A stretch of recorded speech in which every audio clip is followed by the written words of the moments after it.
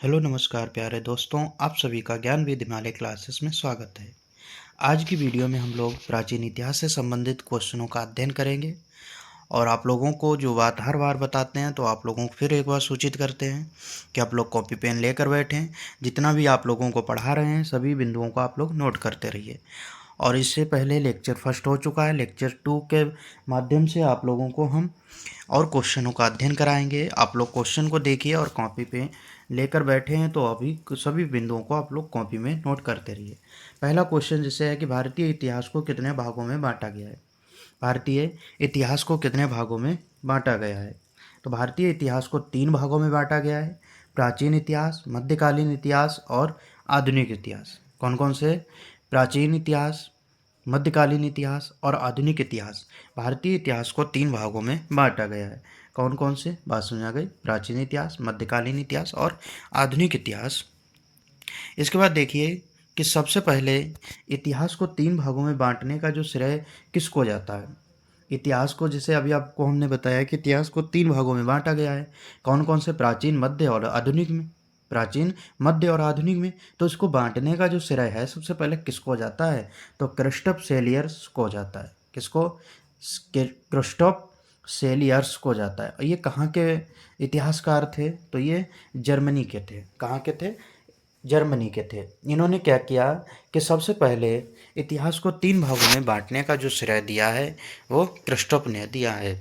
इसके बाद question number 3 देखिए, प्राचीन इतिहास के विषय में जानकारी का जो मुख्य स्रोत होता है क्या है? कितने स्रोत हैं? 4 हैं। प्राचीन इतिहास है जो उसके जानकारी के जो मुख्य स्रोत होते हैं, जैसे हम लोग बोलते हैं कि स्नानागार या ये स्थल इतने समय पहले यहाँ का है, ये इस तरीके की जो जानकारी मिलती है, या उस समय का जो प्रशासन व्यवस्था कैसी थी, जो भी धर्म थे, उनके राज्य के राजा कैसे थे, कूर्ण थे या मतलब कठोर दिल के थे या निर्मल हृदय के थे, जैसे विभिन्न बातों का जो अध्ययन होता है उसका पता कैसे लगता है? इन 4 स्रोतों के माध्यम से पता लगाते हैं। एक तो धर्म ग्रंथों के द्वारा, ऐतिहासिक ग्रंथों के द्वारा, विदेशियों के विवरण के द्वारा या पुरातत्व संबंधी साक्ष्यों के द्वारा। प्राचीन इतिहास के विषयों की जानकारी 4 तरीके से मिलती है: धर्म ग्रंथ, ऐतिहासिक ग्रंथ, विदेशियों के विवरण एवं पुरातत्व संबंधी साक्ष्यों के माध्यम से पता लगता है। क्वेश्चन नंबर 4 देखिए। क्वेश्चन नंबर 4 है कि भारत का सर्वप्राचीन धर्म ग्रंथ क्या है। भारत का सर्वप्राचीन जो धर्म ग्रंथ है क्या है? वेद है। क्या है? वेद है। तो वेदों को क्या कहा जाता है? भारत का सर्वप्राचीन धर्म ग्रंथ कहा जाता है। क्वेश्चन नंबर 5 देखिए, वेदों के संकलनकर्ता कौन है। तो वेदों के जो संकलनकर्ता हैं उनका नाम है महर्षि कृष्णद्वैपायन वेदव्यास जी। कौन है? महर्षि कृष्णद्वैपायन वेदव्यास जी हैं, जिनको वेदों के संकलनकर्ता कहा जाता है। तो वेदों के संकलनकर्ता कौन है? महर्षि कृष्णपायन वेदव्यास जी हैं। सबसे प्राचीन जो धर्म ग्रंथ है वो क्या है? वेद। और वेदों की संख्या पूछी जाए, क्वेश्चन नंबर 6 है कि वेदों की संख्या कितनी है? तो 4 है। वेदों की संख्या कितनी है? 4 है, जिसमें ऋग्वेद, यजुर्वेद, सामवेद और अथर्ववेद। आपसे इस तरीके से भी पूछा जा सकता है कि वेदों का क्रम, सही क्रम बताइए। तो आप लोगों को याद रखना है ऋग्वेद, उसके बाद यजुर्वेद, फिर सामवेद, फिर अथर्ववेद। तो क्रम भी ध्यान आप लोगों को रखना है। क्वेश्चन नंबर 7 है कि चारों वेदों को क्या कहा जाता है। चारों वेदों को क्या कहा जाता है? तो चारों वेदों को संहिता कहा जाता है। क्या कहा जाता है? संहिता कहा जाता है। इस बात को आप लोग ध्यान रखना। क्वेश्चन अगला देखिए, जैसे अब ऋग्वेद के बारे में थोड़ा अध्ययन करेंगे। ऋग्वेद से संबंधी जो प्रश्न बनते हैं उनको इस वीडियो के माध्यम से आप लोगों को बताएंगे कि ऋग्वेद ऋग्वेद में क्या क्या बताया जाता है, जहाँ से प्रश्न पूछे जाते हैं। क्वेश्चन नंबर जैसे 8 है कि ऋचाओं के क्रमबद्ध ज्ञान के संग्रह को क्या कहा जाता है? ऋग्वेद कहा जाता है। ऋचाओं के क्रमबद्ध ज्ञान के संग्रह को क्या कहा जाता है? ऋग्वेद कहा जाता है। ऋग्वेद में टोटल कितने मंडल हैं? तो ऋग्वेद में 10 मंडल हैं। ऋग्वेद में कितने मंडल हैं? 10 मंडल हैं। क्वेश्चन नंबर 10 है कि ऋग्वेद की ऋचाओं को पढ़ने वाले को क्या कहा जाता है? ऋग्वेद में जैसे अभी आपको बताया कि ऋग्वेद कहा किसको जाता है, तो ऋचाओं के क्रमबद्ध ज्ञान के संग्रह को ऋग्वेद कहा जाता है। तो ऋग्वेद में जो ऋचाएँ हैं उसने पढ़ने वाले को क्या कहा जाता था? होत्र कहा जाता था। क्वेश्चन नंबर 11 है कि गायत्री मंत्र का गायत्री मंत्र की रचना किसने की थी? तो गायत्री मंत्र की जो रचना की थी विश्वामित्र ने की थी। और गायत्री मंत्र का उल्लेख किस मंडल में है? तो मंडल 3 में गायत्री मंत्र का उल्लेख किया गया है। अगला क्वेश्चन है, क्वेश्चन नंबर 13 है कि गायत्री मंत्र किस देवी को समर्पित है? गायत्री मंत्र जो है किसको समर्पित है? तो सूर्य देवता सावित्री को समर्पित है। क्वेश्चन नंबर 14 है कि ऋग्वेद के 9वें मंडल में किसका उल्लेख है? ऋग्वेद के 9वें मंडल में किसका उल्लेख है? देवता सोम का उल्लेख है। किसका उल्लेख है? देवता सोम का उल्लेख है। इसके बाद देखिए क्वेश्चन नंबर 15 है। क्वेश्चन नंबर 15 में पूछा गया कि 8वें मंडल की हस्तलिखित ऋचाओं को क्या कहा जाता है? 8वें मंडल की हस्तलिखित ऋचाओं को क्या कहा जाता है? खिल कहा जाता है। क्या कहा जाता है? खिल। तो आपसे पूछा जाए खिल किसे कहा जाता है? तो 8वें मंडल जो होता है, 8वां जो मंडल है उसमें हस्तलिखित ऋचाओं को क्या कहा जाता है? खिल कहा जाता है। क्वेश्चन नंबर 16 है। क्वेश्चन नंबर 16 है जिसमें कहा गया है कि सबसे बड़ा मंडल कौन सा है? सबसे बड़ा मंडल कौन सा है? तो 10वां मंडल है। क्वेश्चन नंबर 17 है पुरुष सूक्त का उल्लेख किस मंडल में है? पुरुष सूक्त का उल्लेख किस मंडल में है? 10वें मंडल में है। क्वेश्चन नंबर 18 है कि दशराग्य युद्ध का उल्लेख किस मंडल में है? दशराग्य युद्ध का जो उल्लेख है वो किस मंडल में है? 7वें मंडल में है। क्वेश्चन नंबर 19 है जिसमें पूछा गया है कि अधन्या किसे कहा जाता था? प्राचीन काल में अधन्या किसे कहा जाता? तो गाय को कहा जाता कि ना मारा जाने वाला पशु या जिसकी हत्या ना की जा सके, तो ऐसे पशु को क्या कहा जाता? अधन्य कहा जाता है। जिसको परिभाषित किया गया है गाय के लिए इस शब्द का प्रयोग किया गया है। क्वेश्चन नंबर 20 है कि चार वर्णों का प्रयोग किस मंडल में किया गया है? तो चार वर्णों का जो प्रयोग किया गया है मंडल 10 में किया गया है। किस में किया गया है? मंडल 10 में किया गया है। जो चार वर्ण कौन कौन से? ब्राह्मण, क्षत्रिय, वैश्य और शूद्र। इनके जन्म स्थान भी बताएंगे। कहा गया है कि ब्रह्मा के जो शरीर के अंग हैं उनसे क्या हुआ?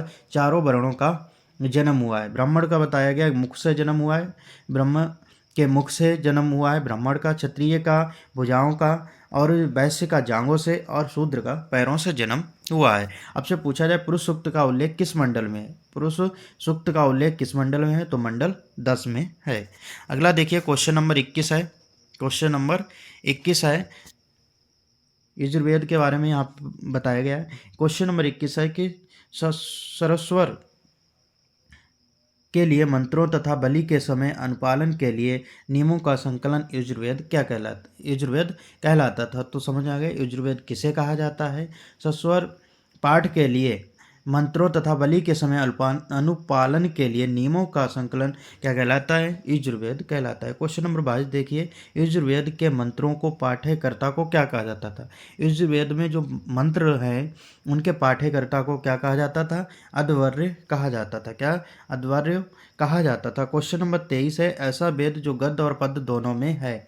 ऐसा वेद जो गद्य और पद्य दोनों में है तो उस वेद को क्या कहा जाता था? यजुर्वेद कहा जाता है। क्या?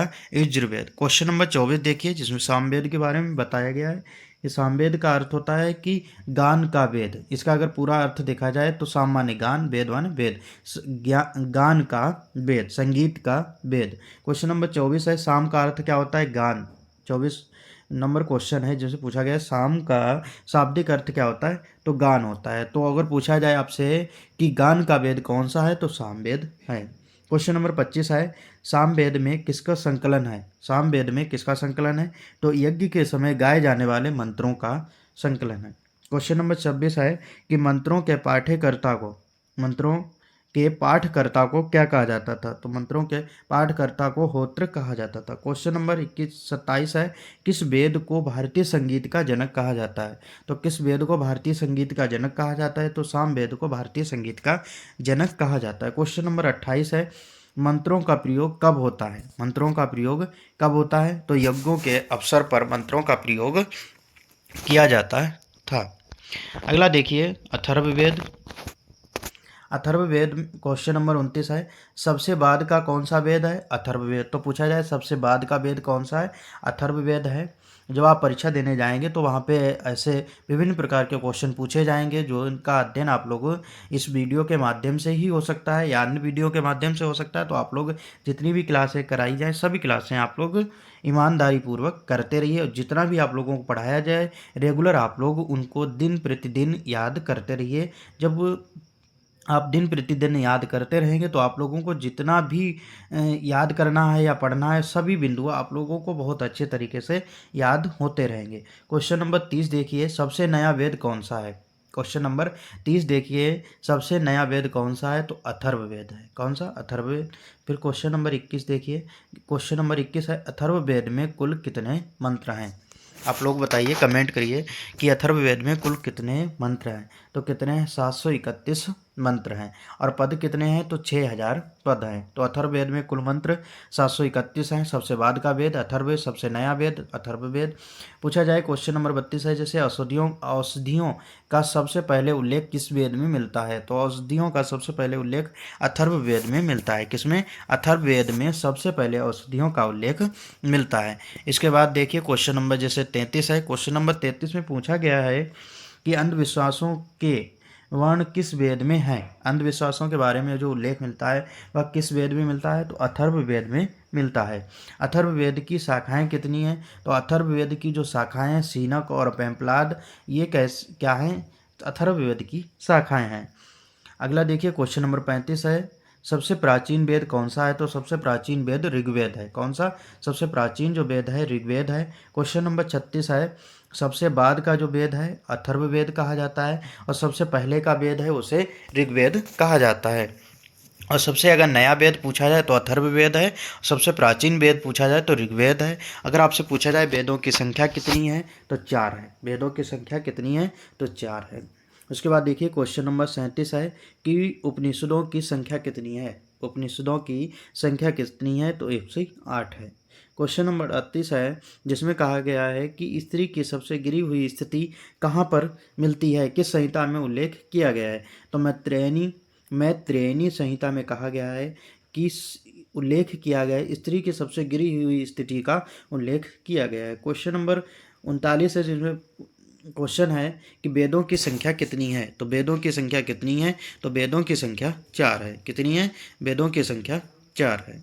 अगर पूछा जाए वेद कौन कौन से होते हैं? तो ऋग्वेद, यजुर्वेद, सामवेद और अथर्ववेद। इस तरीके से आप लोगों को क्रमतापूर्वक ऋग्वेदों का क्रम आप लोगों को याद करना है। क्वेश्चन नंबर 40 देखिए, क्वेश्चन नंबर 40 में पूछा गया है कि वेदांगों की संख्या कितनी है? तो वेदांगों की संख्या 6 है, जिसमें कौन कौन से? शिक्षा, कल्प, निरुक्त, व्याकरण, छंद और ज्योतिष। तो ये क्या है? सभी वेदांगों की नाम है, और वेदांगों की संख्या कितनी होती?